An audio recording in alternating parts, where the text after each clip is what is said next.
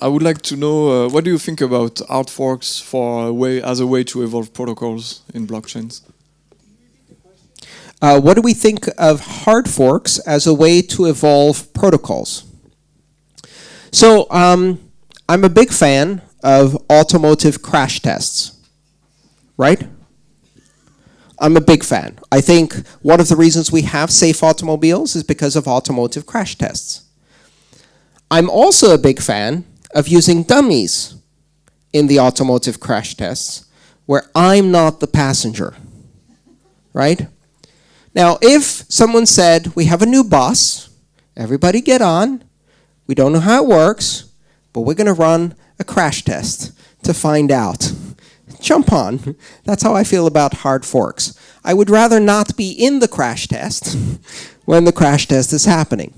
Hard forks are dangerous. They're difficult. They're complex, and they have unintended behaviors. Hard forks bring together the nexus of politics, community response, independent economic agents, self-interests, monetary policy, and technology. And any one of those can go wrong.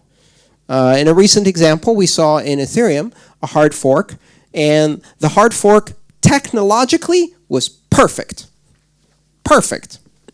Economically, politically, in terms of the community and self-interested actors, not so perfect.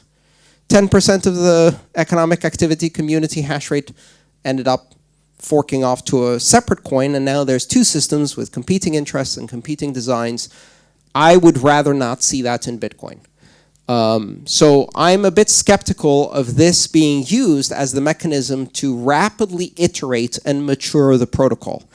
But that's one of the design trade-offs that's different about Ethereum.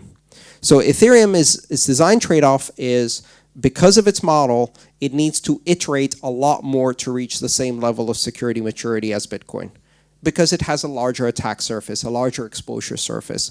And so it's going to go through a lot more hard forks. Is that a good thing? Is that a bad thing? It depends what you're trying to use it for.